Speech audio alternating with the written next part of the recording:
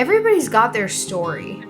Everybody's got their story as to why or how they ended up there. And I don't think anybody ever wakes up and is like, you know what, I want to be homeless today, or I want to live in a tent, or not have a place to go to the bathroom. For me, it was humiliating. It was like I was clean when I was homeless. I was doing the right things. I just didn't have a place to go genuinely.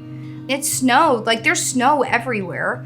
And your tent is so cold you can see your breath. And it's like, it was like crazy. And I was like, this is my reality right now. Like I'm really like homeless in a tent. Like I couldn't even wrap my mind around it because you're so like, I don't know if it was traumatized by it or how to describe the feeling. You're just like, I can't believe this is what I'm living right now.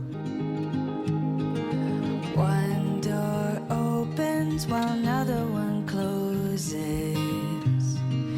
That's how it always goes.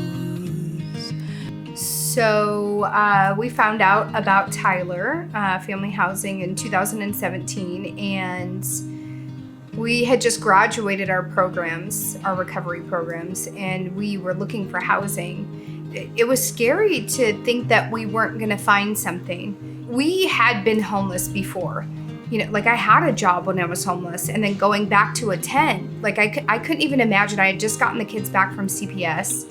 And so the fear of like losing everything that I was working for and not being able to have a place to actually, for all of, you know, that to come together, that was scary. And I know Johnny and I, we were just, you know, starting on this journey of being a family unit together in one spot. So I couldn't even imagine what it looked like. I had no idea what it was going to look like. Crumble into dust. I don't need that much. I don't need to roam because you've become my home. My husband has 19 felonies. We had some barriers there. It makes it really hard to like, you know, when you straighten up and you want to live a good life, you still have your past that's kind of attached to it in some ways. I mean, that's the way it is. And it's kind of that question, like in between, like, is God going to really come through and take care of you? I wrote down the prayer for our housing because I didn't know, like, it was getting down to like crunch time and I had no idea like where we were going to live. Like we prayed specifically for a house to rent, 3 bedrooms, tan and turquoise color, 2-story, 2 bathrooms, big kitchen, and affordable for Johnny and I and the kids.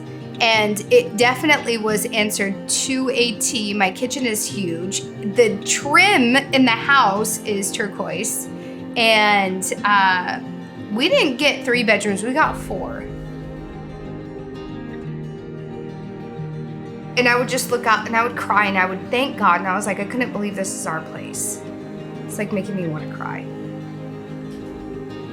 But I just couldn't believe that that's what was given to us. And like God like came through in every way. Okay, having this aftercare in our housing, like what that looks like for us, like it's absolutely essential to our recovery. Like I'm so thankful because you're going into, like you're transitioning back into life, like with a job, learning how to be a parent all over again. You're learning how to budget again. So having a place that was stable and that you had people that you could actually talk to or meet with weekly, like that's important. Like I definitely am feeling more confident, like I have what it takes. I know that I know how to survive because I've done it.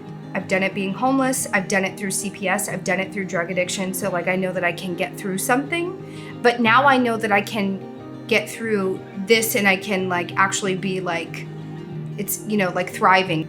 But I think I can leave here feeling more established than I definitely was before. We had nothing and now it's like, okay, we both have jobs. We've been able to save money. We've been able to give things to our kids that we weren't able to before. These windows could shatter to the ground. These walls could fall right down. The lights could all burn out because this house is not my home. Crumble into dust.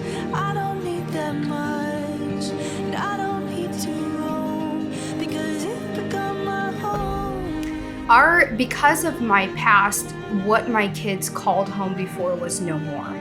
And because of the choices I made, the memories that they had of home was destroyed.